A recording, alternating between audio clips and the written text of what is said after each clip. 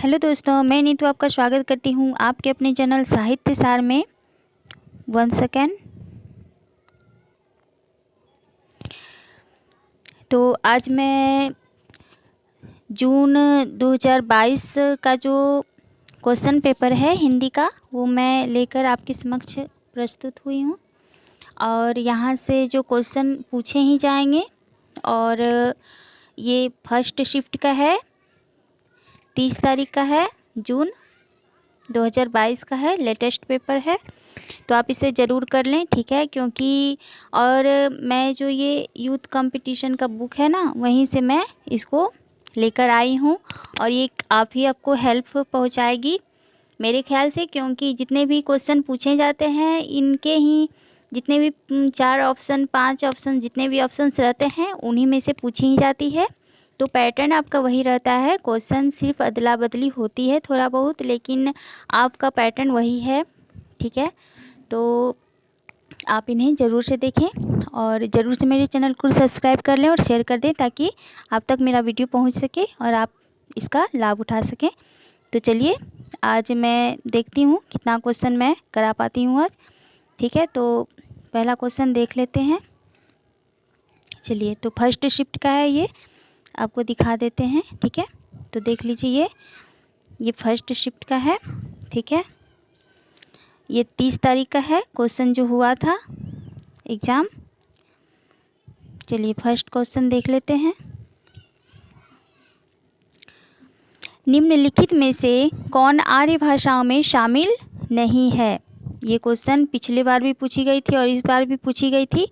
तो आप इन्हें जितने भी आर्य भाषाएं में कौन कौन से अरबी फारसी जितने भी हैं, वो सर आप देख लीजिए, और इनका आंसर जो है वो अरबी हो जाएगा। ये आर्य भाषा में शामिल नहीं है। ये कितनी बार ही रिपीटेड है, और ये घुमा फिरा कर पूछ ही ली जाती है। और इनका व्याख्या भी आप देख लेते हैं। आपका ऑप्शन सी होगा, जिसमें अरबी आर्य भाषा में शामिल नहीं है। अरबी जो है वो सामी भाषा के अंतर्गत आती है। सामी भाषा परिवार में इब्रानी, अरबी और हब्सी भाषाएं आती है, जबकि संस्कृत, हिंदी, अंग्रेजी, फारसी, मराठी, पंजाबी, यूनानी, लैटिन, प्राकृत आदि भाषाएं आर्य भाषा की है। तो आप इन्हें ज़रूर से देख लें, किन्हीं ये जितने भी हैं, कोई भी उठा के आपको ऑप्शन में पूछी जा सकती है, तो ध्यान में रखें, ठीक है। अगला क्वेश्चन देख लेते हैं। शीतला माँ के नाराज हो जाने के भय से लोग बच्चों को चेचक का टीका तक नहीं लगवाते थे। उपयुक्त प्रसंग निम्नलिखित में से किस उपन्यास में वर्णित है? तो आप ये देवरानी जेठानी की कहानी में वर्णित है। तो इसका देख लेते हैं। शीतला माँ के नाराज हो जाने के भय से लोग बच्चों को चेचक का टीका तक नहीं लगवाते थे। उक्त कथन देवरानी जेठानी की कहानी उपन्यास में वर्णित है। देवरानी जेठानी की कहानी जो है, उपन्यास के लेखक हैं पंडित गौरी दत्त हैं। इस उपन्यास का प्रकाशन 1870 ईस्वी में हुआ था।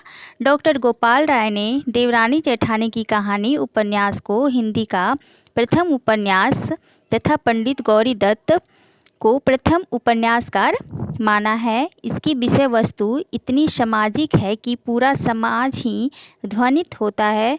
बाल विवाह, विवाह में फिजूल खर्ची, स्त्रियों की आभूषण प्रियता, बंटवारा, वृद्धों बहुओं की समस्या, शिक्षा, स्त्री शिक्षा, अनगढ़ ईमानदारी, साथ ही 19वीं शताब्दी के मध्यवर्गीय बनिया समाज के जीवन का यथार्थ चित्रण प्रस्तुत है।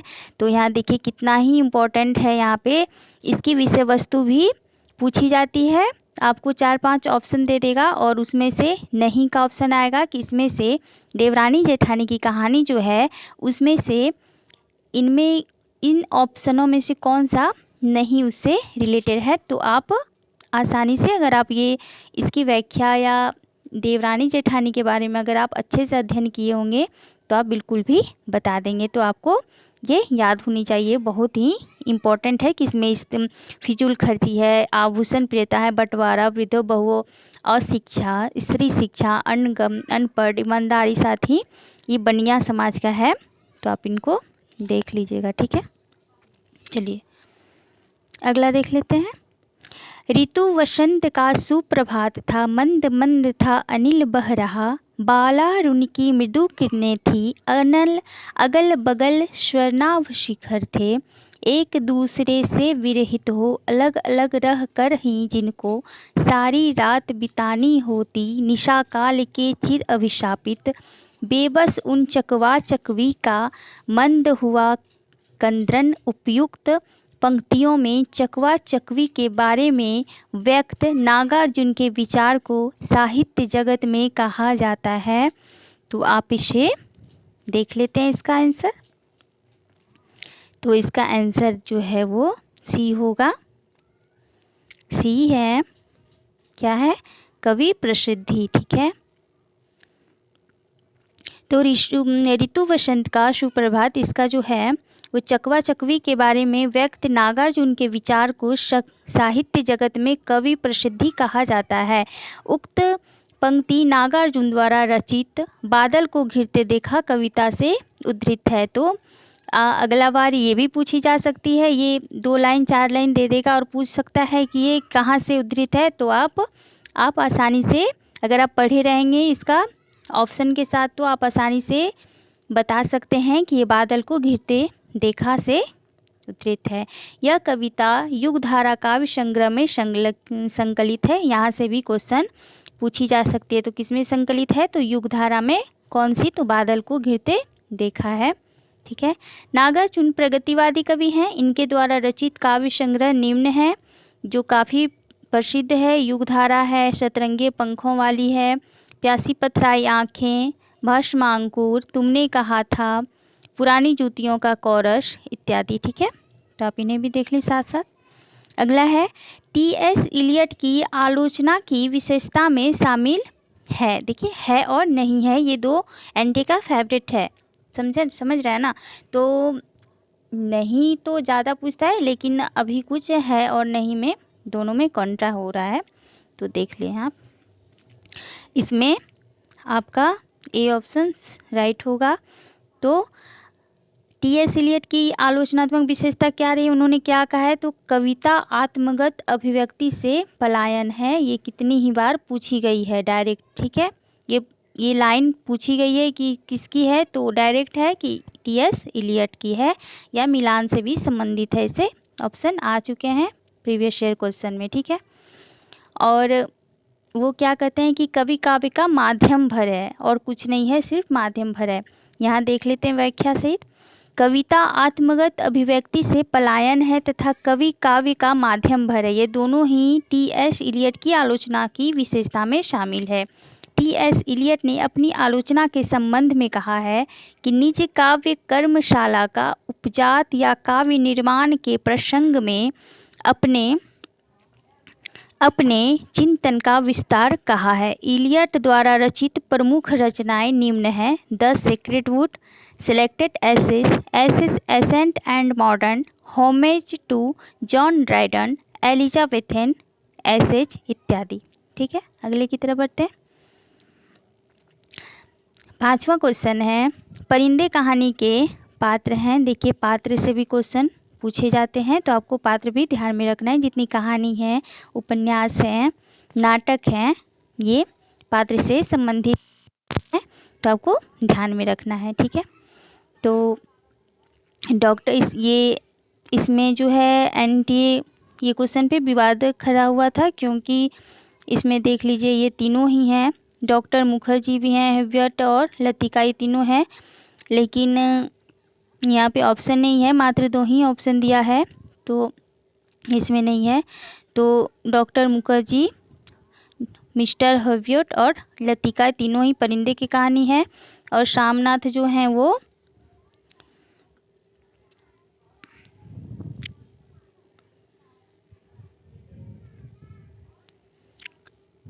इनसे अलग हैं। परिंदे जो है निर्मल वर्मा की कहानी है। निर्मल वर्मा को स्मृति का कहानीकार माना गया है। परिंदे नाम से इनका कहानी संग्रह है, जिनमें 7 कहानियां हैं। और ये पूछी गई है कि परिंदे में कितनी कहानी संकलित है, तो 7 कहानी है। आपको ध्यान में रहना चाहिए। ठीक है। अगले की तरफ बढ़ते हैं।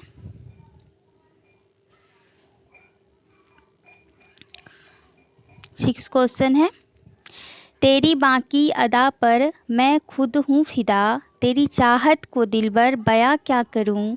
यही ख्वाहिश है कि ई तू मुझको देखा करे, और दिलो जान मैं तुमको देखा करूं। उपयुक्त गीत निम्नलिखित में से किस कहानी में प्रयुक्त हुई है। तो ये जो है ये तीसरी कसम की है, ठीक है। तो तीसरी कसम कहानी के जो लेखक हैं वो फणीश्वर नाथ रेणु हैं। इस कहानी में उन्होंने बिहार प्रांत के ग्रामीण जीवन को उभारने का सफल प्रयास किया है। इस कहानी के प्रमुख पात्र हैं, देखिए पात्र से भी क्वेश्चन आता है, हीराबाई, हीरामन, धुन्नीराम, पलटदास, लालमोहर पूछी गई है। और इनके अन्य जो हैं रसप्रिया, पंचलाइट, लालपान की बेगम, संवादिया, ठेस, पहलवान की ढोलक, एक आदिम रात्रि की महक, रेणु की अन्य प्रसिद्ध कहानियाँ हैं, ठीक है। अगला देखते हैं, ये सूची है, सूची 1 और सूची 2 है, मिलान से संबंधित है।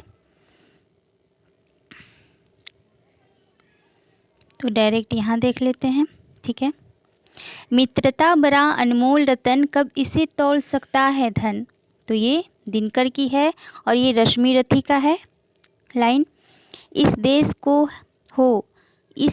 को हे दीन बंधो आप फिर अपनाइए, भगवान भारतवर्ष को फिर पुण्य भूमि बनाइए, ये मैथिली शरण गुप्त का है। शीतल ज्वाला जलती है, ईंधन होता है दृग जल का, ये प्रसाद जी का। नाश भी हूँ मैं अनंत विकास का कर्म भी, त्याग का दिन भी चरम आशक्ति का तम भी, ये महादेवी वर्मा जी का है। तो इस तरह इसका आंसर डी को जाता है। अगला देख लेते हैं, तीसरी कसम कहानी के पात्र हैं, देख रहे हैं तीसरी कसम और जितने भी हैं कहानी आप उन्हें अच्छे से देख लें, क्वेश्चन पूछी जाती है, इस बार भी आएगी। तो इसका जो आंसर है वो सी और डी है, रमपतिया और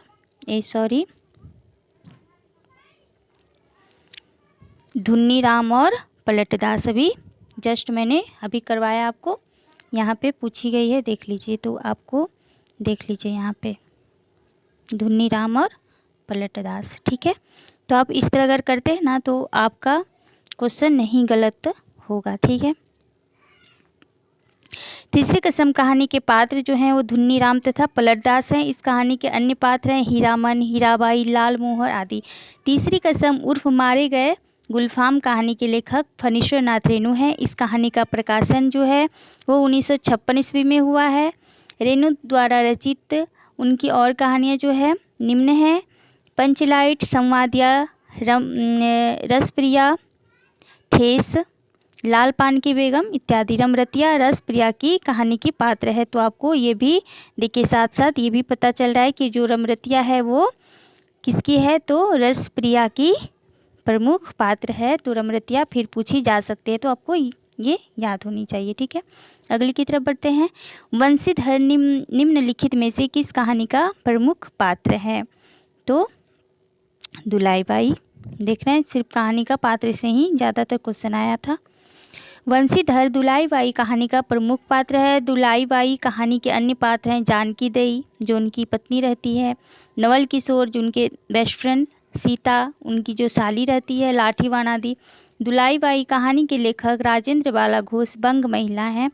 यह कहानी में सरस्वती पत्रिका के भाग 8 संख्या 5 में प्रकाशित हुई थी। तो ये भी पूछी जा सकती है कि कौन सी पत्रिका में प्रकाशित हुई थी, कितने भाग में और किस संख्या में प्रकाशित हुई थी। तो क्वेश्चन इस तरह भी अब बन सकते हैं, तो आप ये से भी इसको ध्यान में रखें, ठीक है।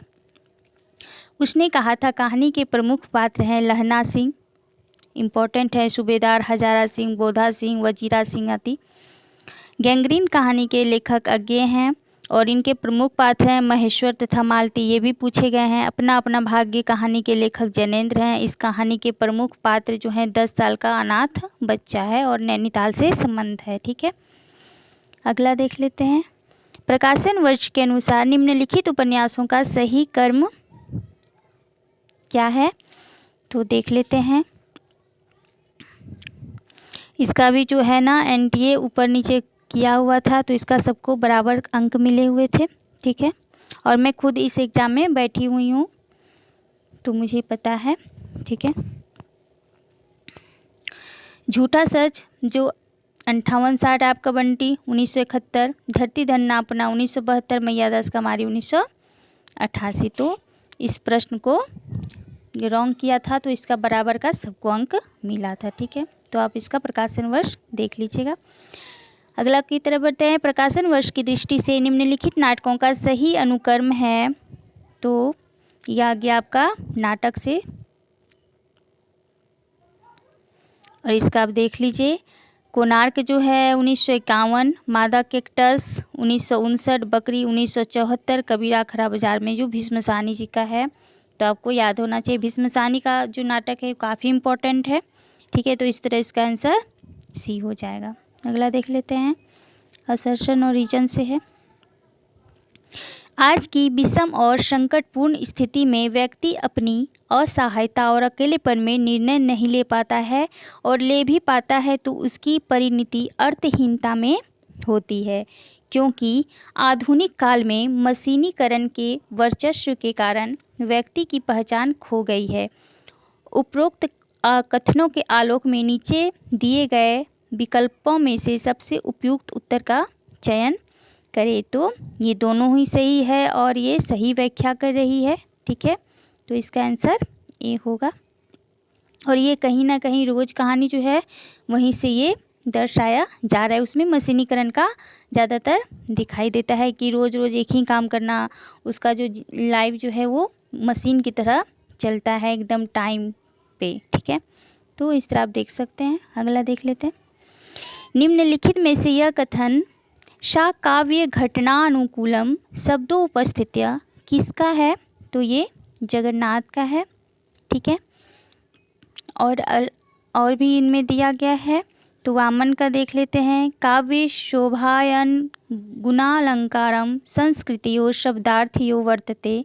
कुंतक का है शब्दार्थो सहितो वर्ग कवि व्यापारम शालिनी बंधे व्यवस्थितो काव्यम तदित्याहार कारणी। रुद्रट का है ननु शब्दार्थो काव्यम, और ये पूछी गई है, ये और ये पूछी ही गई है, ये दोनों पूछी गई है, तो आपको ध्यान में होना चाहिए, ठीक है। अगले की तरफ बढ़ते हैं। पद्माकर भट्ट के बारे में रामचंद्र शुक्ल का विचार है। अब देखिए, शुक्ल जी के बुक से क्वेश्चन पूछी जा रही है, तो आपको ये याद होने चाहिए प्रमुख कवि और उनके बारे में शुक्ल जी का क्या रहा है, उन्होंने उनके बारे में क्या अपना विचार मत प्रस्तुत किया है। तो इस तरह के क्वेश्चन पूछे जा रहे हैं, तो आपको ध्यान में होनी चाहिए, ठीक है। तो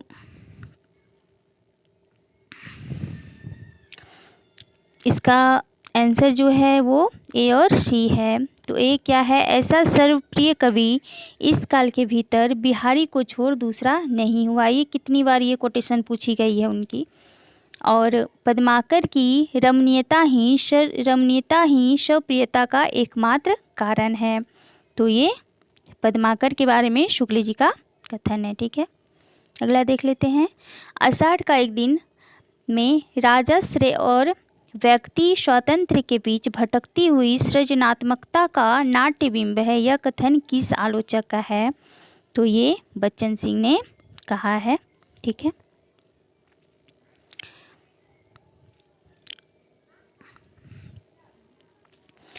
सोलह नंबर क्वेश्चन है। कोमल कपोल पाली में सीधी साधी स्मित देखा, जानेगा वही कुटिलता जिसने भौं में बल देखा। उपयुक्त छंद में संबंधित सही तथ्य हैं।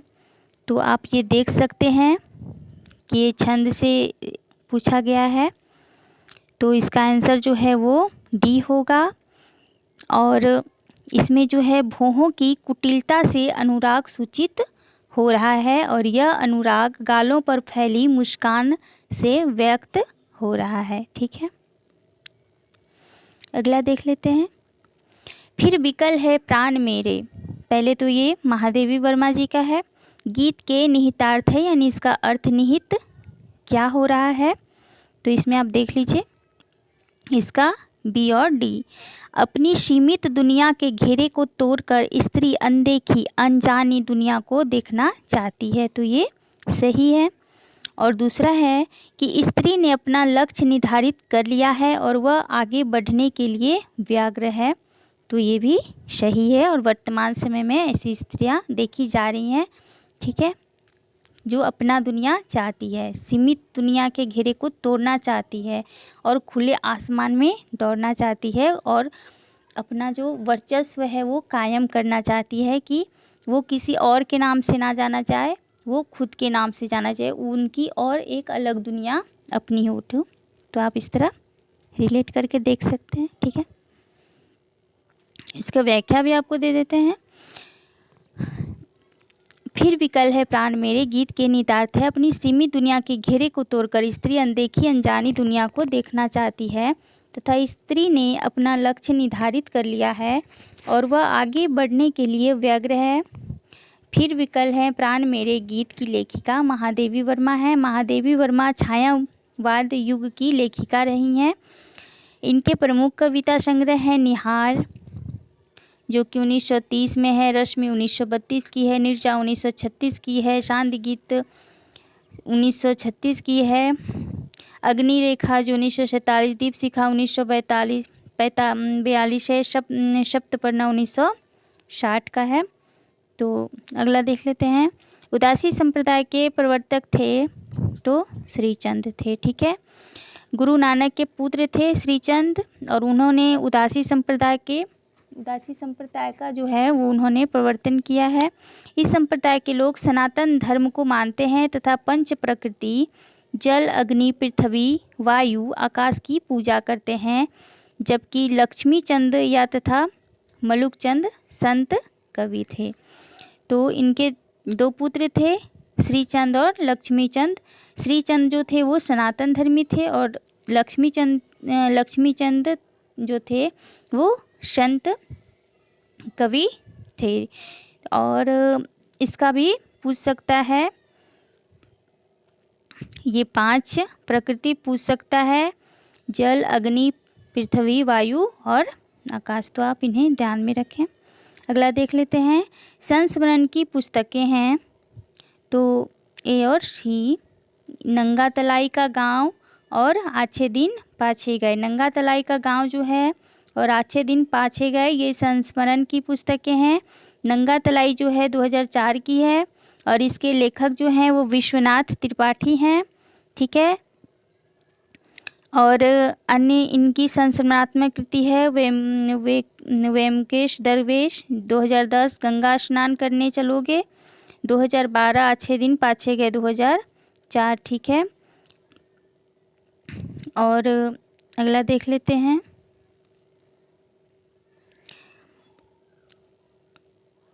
आछे दिन पाछे गए ये संस्मरण के लेखक हैं काशीनाथ, ठीक है।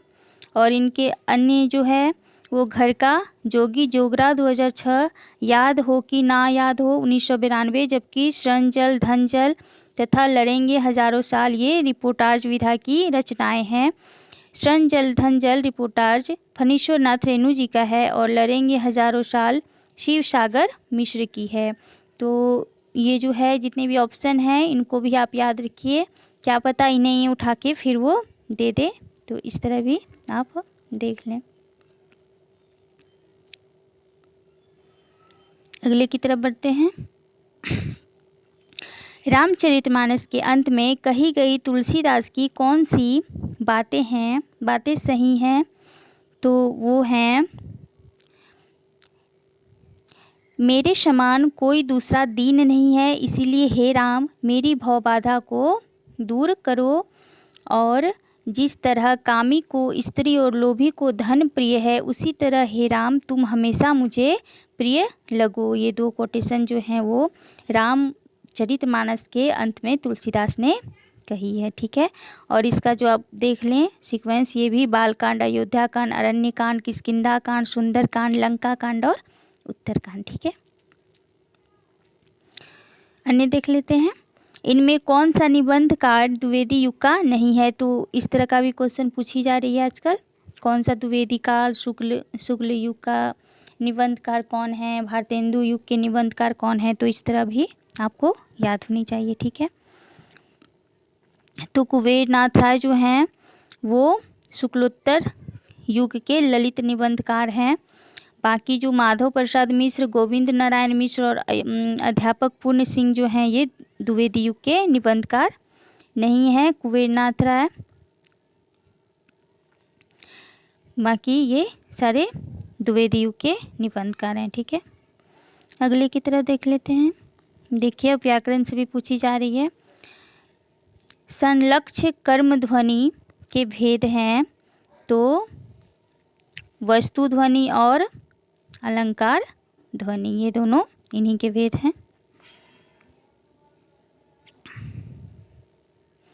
अगला देख लेते हैं।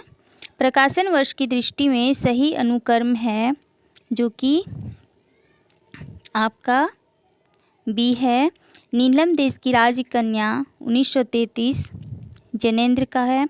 पिंजरा उपेंद्र नाथ अस्क 1944 जयदोल अज्ञे का है। 1951 अग्निखोर 1973 रेणु जी का ये कहानी संग्रह है। ठीक है, विभ्रम और यथार्थ इल्यूजन एंड रियलिटी के लेखक हैं तो ये हैं कॉर्डवेल, और ये पिछले बार भी ये क्वेश्चन पूछी गई थी।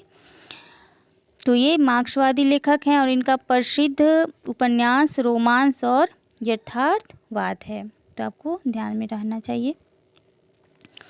ये सूची 1 और सूची 2 दी गई है और इसको मिलाना है, तो यहाँ पे देख लेते हैं।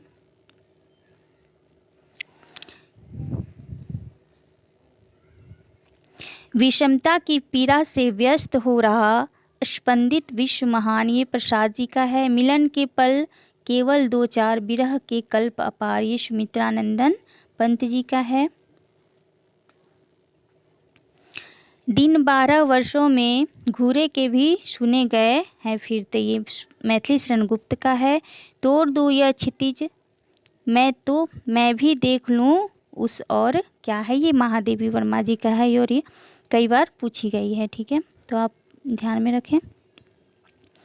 ये नाटक से पूछ ली गई है। एक और द्रोणाचार्य में द्रोणाचार्य के कथन, तो आपको कथन पे भी ध्यान देना है। देखिए किस तरह क्वेश्चन पूछी गई थी। तो ए और बी, उस दिन भूख मेरे सिद्धांत से बरी हो गई थी जब इन्होंने घूस लेने का सोचा था, तो उस दिन का बात बोल रहे थे। जो इसमें तो 2 कहानी जो है वो समानांतर चलता है, एक महाभारत के द्रोणाचार्य और एक जो प्रिंसिपल और प्रोफेसर का जो रूप में है, तो यहाँ पे ये दोनों दिखाया गया है। और दूसरा है राज्य के अन्य की दास्तां ने मेरा विवेक खरीदा, तो ये आपको ध्यान में रहना चाहिए। अगला देख लेते हैं। विशोबा खेचर या खेचरनाथ निम्नलिखित में से किसके गुरु थे, तो ये नामदेव के गुरु थे। और दादू दयाल, सुंदरदास, मलुकदास, ये जितने भी हैं ये संत कवि हैं। ये जाति के दर्जी थे। इन्होंने मराठी में अभंग नामक छंद का प्रवर्तन किया है। इनके द्वारा रचित पद गुरु ग्रंथ साहब में संकलित है, जबकि दादू दयाल के गुरु वृद्ध भगवान तथा मलुकदास के गुरु पुरुषोत्तम एवं सुंदरदास के गुरु दादू दयाल थे। ये भी आपको याद होनी चाहिए। देख लेते हैं अगला। ये भी असर्शन और रीजन का है। क्योंकि स्त्री पुरुष में अधिकारों की समानता संभव नहीं है, पहला। और इसका रीजन जो है वो क्योंकि स्त्री पुरुष की जैविक संरचना में भिन्नता है, तो ये गलत आपको देखने में ही लग रहा है। तो ये जो है वो सही नहीं है, और रीजन जो इसका दिया है वो सही है। क्योंकि स्त्री पुरुष में अधिकारों की समानता संभव नहीं है। कैसे संभव नहीं है भाई? संभव तो है। आप देख ही रहे हैं कि स्त्री और पुरुष दोनों साथ साथ मिलकर काम कर रहे हैं हर जगह, तो ऐसा नहीं है कि समानता संभव नहीं है। ठीक है, अगला देख लेते हैं। ब्रजभाषा पद्य का संग्रह सभा विलास किसकी रचना है, तो ये लल्लू लाल की है। और लल्लू लाल की अन्य रचना भी देख लेते हैं। लल्लू लाल कृत राजनीति माधव विलास तथा लाल चंद्र का ब्रजभाषा गद्य में है तथा शेष रचनाएं खड़ी बोली में है, जो कि निम्नलिखित है। सिंहासन बतीसी, बैताल पचीसी, शकुंतला नाटक, माधवनल का माधवानल, 1801 में प्रेम सागर, ब्रजभाषा व्याकरण इत्यादि। तो ये भी आपको ध्यान होनी चाहिए। अगला देख लेते हैं, निम्नलिखित में से कौन सी भारतेंदु की अनूदित रचना नहीं है। ठीक है, तो भारतेंदु की रचना से भी आप देख लें अच्छे से। तो सती प्रताप जो है वो अनूदित नाटक नहीं है इनकी। बाकी बात जितने भी विद्या सुंदर, सत्य हरिश्चंद्र और पाखंड विडम्बना इनकी अनूदित नाटक है। ठीक है, इनकी नाटकों की जो कुल संख्या है वो 17 है। ठीक है, और इनका जो मौलिक नाटक है वो वैद की हिंसा, हिंसा न भवति, विशस्य विषमोषधम, प्रेम योगिनी, चंद्रावली, भारत दुर्दशा जो कि आपके सिलेबस में लगी है, नील देवी, अंधेर नगरी भी लगी हुई है। इन जितने भी ये नाटक हैं ये मौलिक हैं। अनुदित नाटक उनके रत्नावली, विद्या सुंदर, पाखंड विडम्बनम, धनंजय विजय, मुद्रा राक्षस, दुर्लभ बंधु, कर्पूर मंजरी, सत्य हरिश्चंद्र, भारत जननी। तो ये इनका मौलिक नाटक और अनुदित नाटक जो है आपको ध्यान में रखना है। ठीक है, अगला देख लेते हैं। 31 नंबर का क्वेश्चन है, शेखर एक जीवनी उपन्यास की विशेषता है, क्या है? तो इसका कोई भी पात्र असामान्य मानसिकता से ग्रस्त नहीं है और शेखर एक जन्मना विद्रोही पात्र है जिसके मन के विकास का अध्ययन लेखक का अभिप्रेत है। ठीक है, तो और इसके जो पात्र देख लेते हैं, शेखर है, शशि है, सरस्वती है, शारदा है, रामेश्वर है, बाबा मदन सिंह है। तो इनका पात्र को भी आपको ध्यान में रखना है। अगला क्वेश्चन देख लेते हैं, निम्नलिखित में से मैथिली शरण गुप्त की रचना नहीं है। ठीक है,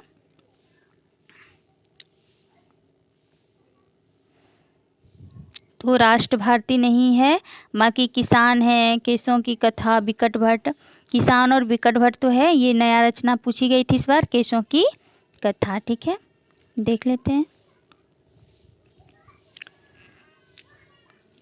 राष्ट्र भारती जो है वो श्री कृष्ण सरल की रचना है, जबकि किसान, विकट भट्ट, केशों की कथा, रंग में भंग, जयद्रथ वध, गुरुकुल, साकेत, भारत भारती, झंकार, यशोधरा, द्वापर, जय भारत, विष्णुप्रिया आदि मैथिली शरण गुप्त की रचना है जो काफ़ी इम्पोर्टेंट है और हर बार पूछी जाती है। मैथिली शरण गुप्त स्वयं को कौटुंबिक कवि कहा करते थे, कवि मात्र कहा है। इन्हें भारत भारती लिखने पर महात्मा गांधी ने राष्ट्र कवि की उपाधि दी थी। अगला देख लेते हैं, वही है, यहाँ पे कहानी के पात्रों से मिलान का क्वेश्चन पूछा गया है सूची 1 और सूची 2 में। तो देख लेते हैं, मालती जो है वो गैंग्रीन की है, वजीरा सिंह जो है उसने कहा था, बुद्धगुप्त जो है वो काशदीप, और लाल मोहर तीसरी कसम। तो इस तरह इसका आंसर जो है वो सी हो जाएगा। अगला की तरह देखते हैं, बुला हुआ जो मारिया, ब्राह्मणी मारकंतु, लज्जे हूँ तू बैसी हूँ जई भग्य धरु अंतु का तात्पर्य है, हे बहना अच्छा हुआ जो मेरा कांत मारा गया। कांत यानी उसका अपने पति को संबोधित कर रही है, पति को, प्रेमिका को, प्रेमी को इस तरह संबोधित वो कर रही है। और डी जो है, हे बहन युद्ध में अपने पति के मारे जाने से मैं खुश हूँ क्योंकि मैं सखियों के बीच लज्जा से बच गई। तो ये 2-3 बार पूछी गई है यहाँ से ये पंक्ति। गोरी सुंदर पात की केसर काले रंग, 11 देवर छोड़ के चली जेठ के संग। और ये जब मैं ये क्वेश्चन पढ़ती हूँ तो मुझे अपना याद आता है कि मैं बहुत कंफ्यूज थी ये क्वेश्चन को लेकर कि उड़द होगा या अरहर होगा, और मैंने लास्ट में लगाया तो सही था, लेकिन लास्ट में मैंने अरहर को हटा के और उड़द लगा कर आई थी और बाद में मैं बहुत अफसोस खाई थी। लेकिन कोई बात नहीं, फिर भी मेरा क्वालिफाई हो गया था, बहुत ज़्यादा था। तो इसलिए मैं इस बात पे थोड़ा सा ये क्वेश्चन देख के मुझे याद आ जाता है वो सीन। तो चलिए इसका जो आंसर है वो अरहर ही होगा और ये अमीर खुसरो का है। ठीक है,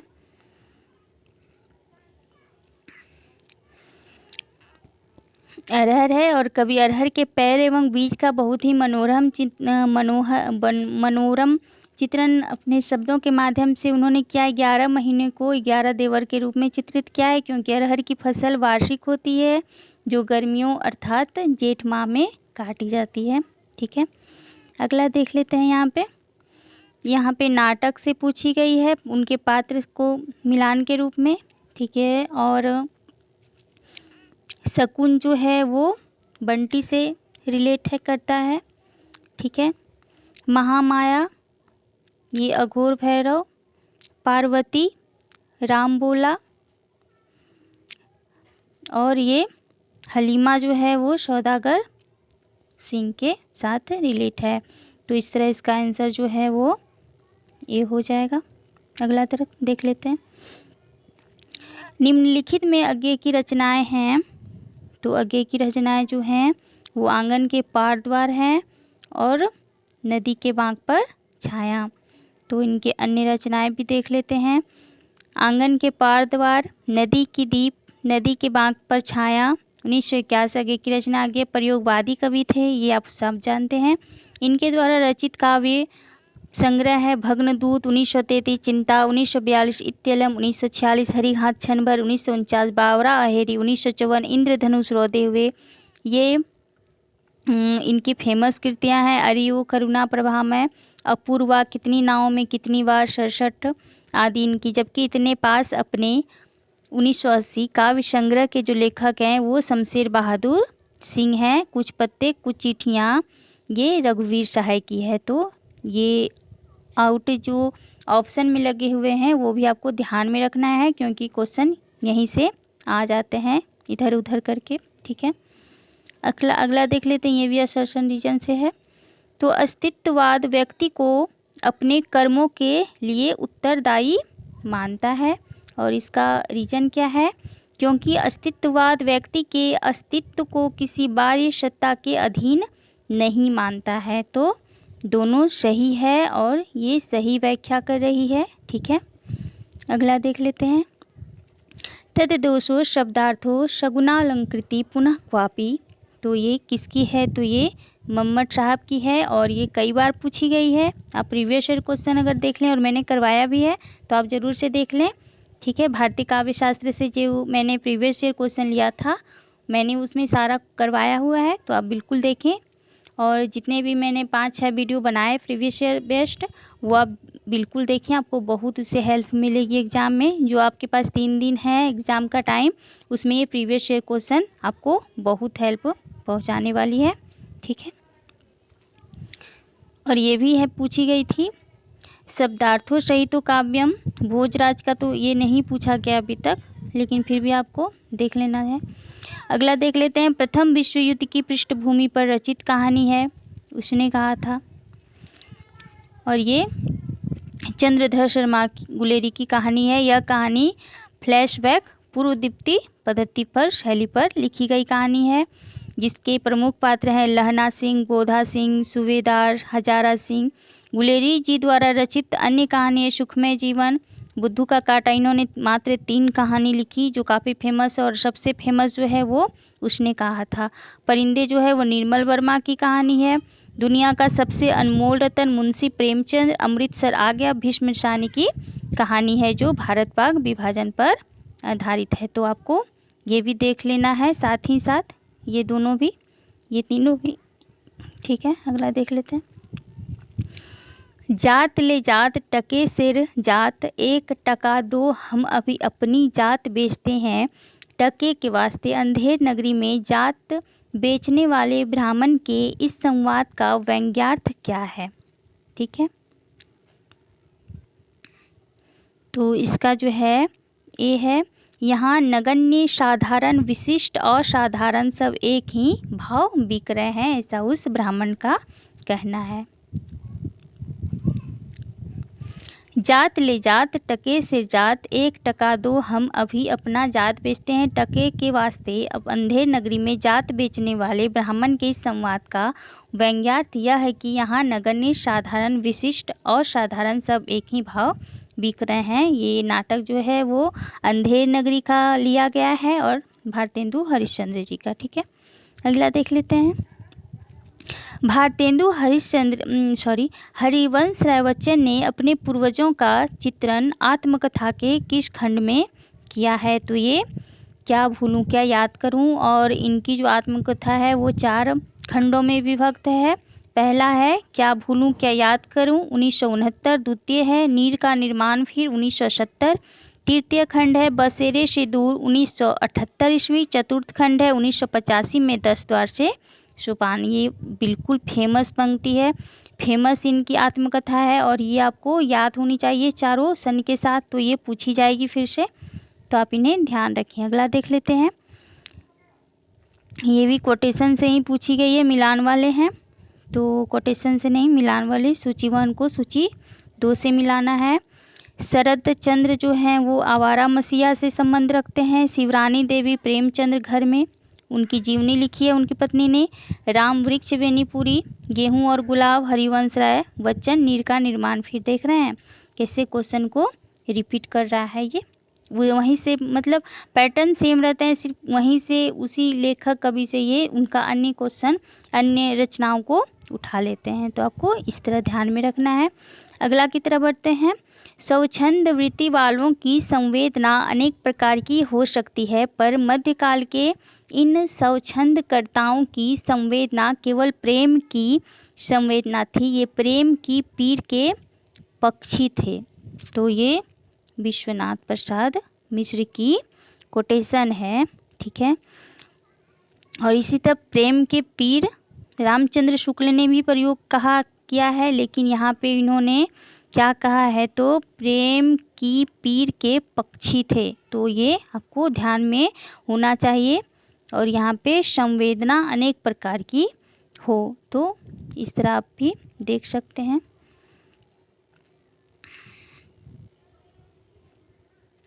अगला देख लेते हैं। प्रकाशन वर्ष के अनुसार निम्नलिखित ग्रंथों का सही अनुक्रम है। तो आलोचनात्मक जितने भी ग्रंथ हैं जो फेमस है आपको वो भी देखनी है, तो आप देख लीजिएगा। पैरों में पंख बांधकर राम वृक्ष बेनीपुरी की है। चीरों पर चांदनी 1964 निर्मल वर्मा। नए चीन में 10 दिन 66 गिरधर राठी। और आँखों देखा पाकिस्तान कमलेश्वर का है 2006 का है। अगला देख लेते हैं। आपका बंटी उपन्यास में वर्णित है और ये काफ़ी फेमस उपन्यास है और इसका जो विषय वस्तु से हर बार क्वेश्चन पूछी जाती है, तो आपको ध्यान में रखना है इसकी विषय वस्तु को। तो ये जो है इसमें बालक में असुरक्षा की भावना और मात्र प्रेम की लालसा। ठीक है, और ये जो आपका बंटी जो है 1971 में उपन्यास, इसकी लेखिका जो है उनकी मनु भंडारी हैं। इस उपन्यास में एक बच्चे की जो निगाहों में घायल होती संवेदना का बेहद ही मार्मिक चित्रण किया गया है, जिसमें मध्यवर्गीय परिवार में संबंध विच्छेद की स्थिति एक बच्चे की दुनिया का भयावह दुःस्वप्न बन गई है। तो ये काफ़ी ही अच्छी ये कहानी इनके उपन्यास की, तो आप ज़रूर से इसको पढ़ लीजिएगा। द्वैतवादी वैष्णव संप्रदाय के प्रवर्तक हैं, ये भारतीय काव्य शास्त्र से पूछी गई है ये, और इसके जो हैं वो माधवाचार्य काफ़ी बार पूछी गई है ये, और यहीं से क्वेश्चन घुमा फिरा कर ही आते हैं, क्योंकि भारतीय काव्य शास्त्र में ये सब जितने भी फेमस आचार्य हैं उनके संपादक हैं या संप्रदाय हैं, वहीं से क्वेश्चन ज़्यादातर देखने को मिले हैं। और मैंने 2004 से 2020-22 तक जितने भी मैंने क्वेश्चन को देखा है उसका एनालिसिस किया है, तो मुझे पता है कि क्वेश्चन कहाँ से किस तरह पूछे गए हैं। तो मैंने देखा कि जितने भी आचार्य संप्रदाय संपादक हैं वहीं से क्वेश्चन बार बार रिपीटेड होते हैं, तो आपको प्रीवियस ईयर क्वेश्चन करना एनी हाउ बहुत ही ज़रूरी है, तो आप ज़रूर से इसको करके ही जाइएगा, और मैंने करवा रखा है तो आप ज़रूर से देख लीजिएगा। तो अगले देख लेते हैं श्री संप्रदाय रामानुजाचार्य विशिष्टाद्वैतवाद, इनके दर्शन को भी देख लेते हैं। रुद्र संप्रदाय जो वल्लभाचार्य प्रवर्तक हैं और इनके जो दर्शन हैं वो शुद्धाद्वैतवाद। रामावत संप्रदाय रामानंद और विशिष्टाद्वैतवाद इनके दर्शन हैं। ठीक है, अगला देख लेते हैं। ये भी सूची 1 से सूची 2 को मिलाना है और ये नाटक से है। और देख लेते हैं विदुर का जो कोटेशन है वो है, हृदय तुम्हारा पत्थर का है गंधारी। ठीक है, और गंधारी का है, पत्थर की खानों में मनियाँ निकलती है, बाधा मत डालो। ठीक है, और अश्वत्थामा कहते हैं कि मैंने प्रतिशोध ले लिया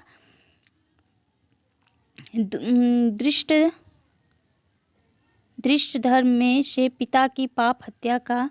तो अश्वत्थामा का और संजय का है, अंधों को सत्य दिखाने में क्या मुझको भी अंधा ही होना है।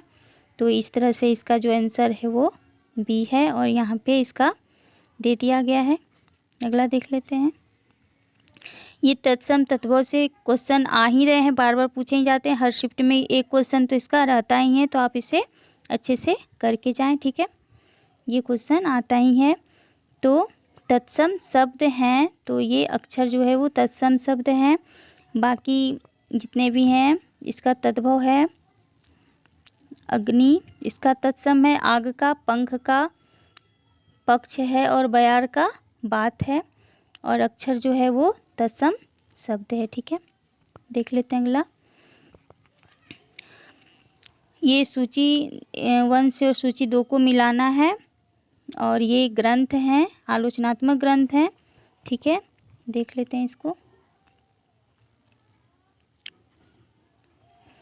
आचार्य रामचंद्र शुक्ल और हिंदी आलोचना, ये किसकी है? तो रामविलास शर्मा की है। आचार्य रामचंद्र शुक्ल आलोचना का अर्थ एवं अर्थ की आलोचना, ये रामस्वरूप चतुर्वेदी ने लिखा है। आचार्य रामचंद्र शुक्ल आलोचना कोश, ये रामचंद्र तिवारी की है। और हिंदी आलोचना की परंपरा और आचार्य रामचंद्र शुक्ल, ये शिव कुमार मिश्र की है। तो आज मैं यहीं तक रहने देती हूँ। चलिए, और एक क्वेश्चन है तो मैं करा ही देती हूँ। धनी कौन होता है? उसका कोई विचार नहीं करता, वह जो अपने कौशल से दूसरों को बेवकूफ़ बना सकता है। उपयुक्त संवाद जो है वो गोदान में किन पात्रों के मध्य हुआ है? तो गोविंदी और मेहता के मध्य हुआ है। और गोदान जो है 1936, लेखक मुंशी प्रेमचंद्र जी हैं।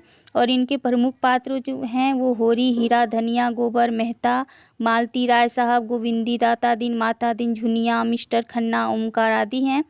गोदान उपन्यास को किसान जीवन की महागाथा कहा जाता है। प्रेमचंद्र द्वारा अन्य उपन्यास जो हैं देवस्थान रहस्य, प्रेमा, सेवा सदन, वरदान, प्रेमाश्रय, रंगभूमि, कर्मभूमि, कायाकल्प, गमन, गोदान इत्यादि और मंगलसूत्र इनका अधूरा उपन्यास है। तो उपन्यास से भी मैंने एक वीडियो डाला हुआ है, भाग 1। और जितने भी इम्पोर्टेंट जितने भी उपन्यासकार हैं और उनकी फेमस जो उपन्यास है उनका भी मैंने वीडियो डाला हुआ है, तो आप उन्हें ज़रूर से देख लें। और मैं छोटी छोटी जो वीडियो लेकर आती हूँ काफ़ी इम्पोर्टेंट रहते हैं और वहाँ से क्वेश्चन पूछे ही जाने का चांस है, तो आप उन्हें भी देख लें। और ज़रूर से अगर वीडियो पसंद आ रही तो लाइक सब्सक्राइब कर लें और शेयर भी कर दें अपने फ्रेंड सर्किल में, ताकि उन तक भी मेरा वीडियो पहुँचे और उनको भी इससे लाभ पहुँच सके। तो आज मैंने कुल 50 से 51 क्वेश्चन जो प्रीवियस ईयर को क्वेश्चन पे बेस्ड थे और जो फर्स्ट शिफ्ट में पूछी गई थी वहाँ मैंने करा दिया है। और कल मैं अगला भाग इसका लेकर आऊँगी और जितने भी लेटेस्ट जो पूछे गए हैं उस तरह मैं करा दूँगी, तो आपको इससे काफ़ी हेल्प मिलेगी। तो आप इसे ज़रूर से देख लें। ठीक है, तो चलिए आज के लिए बस इतना ही। चलिए, थैंक यू। आप अच्छे